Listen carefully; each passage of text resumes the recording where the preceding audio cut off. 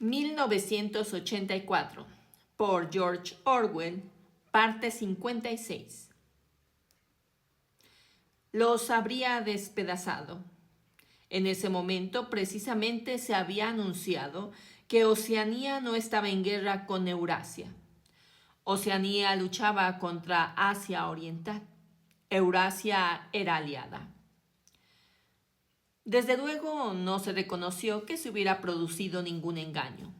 Sencillamente se hizo saber del modo más repentino y en todas partes al mismo tiempo que el enemigo no era Eurasia, sino Asia Oriental. Winston tomaba parte de una manifestación que se celebraba en una de las plazas centrales de Londres en el momento del cambiazo. Era de noche y todo estaba cegadoramente iluminado con focos. En la plaza había varios millares de personas, incluyendo 1000 niños de las escuelas con el uniforme de los espías. En una plataforma forrada de trapos rojos, un orador del partido interior, un hombre delgaducho y bajito, con unos brazos desproporcionadamente largos y un cráneo grande y calvo, con unos cuantos mechones sueltos atravesados sobre él, arengaba a la multitud. La pequeña figura retorcida de odio se agarraba al micrófono con una mano, mientras que con la otra, enorme, al final de un brazo huesudo, daba zarpazos amenazadores por encima de su cabeza. Su voz, que los altavoces hacían metálica, soltaba una interminable sarta de atrocidades. Matanzas en masa, deportaciones, saqueos, violaciones, torturas de prisioneros, bombardeos de poblaciones civiles, agresiones injustas, propaganda mentirosa y tratados incumplidos. Era casi imposible escucharle sin convencerse primero y luego volverse loco. A cada momento la furia de la multitud hervía inconteniblemente y la voz del orador era ahogada por una salvaje y bestial gritería que brotaba incontrolablemente de millares de gargantas. Los chillidos más salvajes eran los de los niños de las escuelas. El discurso duraba ya unos 20 minutos cuando un mensajero subió apresuradamente a la plataforma y le entregó a aquel hombre un papelito. Él lo desenrolló y lo leyó sin dejar de hablar. Nada se alteró en su voz ni en su gesto, ni siquiera en el contenido de lo que decía. Pero de pronto los nombres eran diferentes. Sin necesidad de comunicárselo por palabras, una oleada de comprensión agitó a la multitud. Oceanía estaba en guerra con Asia Oriental. Pero inmediatamente se produjo una tremenda conmoción. Las banderas, los carteles que decoraban la plaza estaban todos equivocados. Aquellos no eran los rostros del enemigo.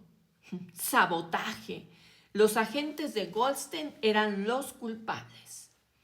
Hubo una fenomenal algarabía mientras todos se dedicaban a arrancar los carteles y a romper banderas, pisoteando luego los trozos de papel y cartón roto. Los espías realizaron prodigios de actividad, subiéndose a los tejados para cortar las bandas de tela pintadas que cruzaban la calle. Pero a los 2 o 3 minutos se había terminado todo. El orador, que no había soltado el micrófono, seguía vociferando y dando zarpazos al aire. Al minuto siguiente, la masa volvía a gritar su odio, exactamente como antes, solo que el objetivo había cambiado. Lo que más le impresionó a Winston fue que el orador dio el cambiazo exactamente a la mitad de una frase, no solo sin detenerse, sino sin cambiar siquiera la construcción de la frase. Pero en aquellos momentos tenía Winston otras cosas de qué preocuparse. Fue entonces, en medio de la gran algarabía, cuando se le acercó un desconocido y dándole un golpecito en el hombro le dijo: «Perdone, creo que se le ha caído a usted esta cartera». Winston tomó la cartera sin hablar, como abstraído. Sabía que iban a pasar varios días sin que pudiera abrirla. En cuanto terminó la manifestación, se fue directamente al Ministerio de la Verdad, aunque eran ya las 23. Lo mismo hizo todo el personal del ministerio. En verdad, las órdenes que repetían continuamente las telepantallas, ordenándoles reintegrarse a sus puestos, apenas eran necesarias. Todos sabían lo que les tocaba hacer en tales casos. Oceanía estaba en guerra con Asia Oriental. Oceanía había estado siempre en guerra con Asia Oriental. Una gran parte de la literatura política de aquellos 5 años quedaba anticuada, absolutamente inservible. Documentos e informes de todas las clases, periódicos, libros, folletos de propaganda, películas, bandas sonoras, fotografías, todo ello tenía que ser rectificado a la velocidad del rayo. Aunque nunca se daban órdenes en estos casos, se sabía que los jefes del departamento deseaban que dentro de una semana no quedara en toda Oceanía ni una sola referencia a la guerra con Eurasia ni a la alianza con Asia Oriental. El trabajo que esto suponía era aplastante, sobre todo porque las operaciones necesarias para realizarlo no se llamaban por sus nombres verdaderos. En el departamento de registro, todos trabajaban 18 horas de los 24 con 2 turnos de 3 horas cada uno para dormir. Bajaron colchones y los pusieron por los pasillos.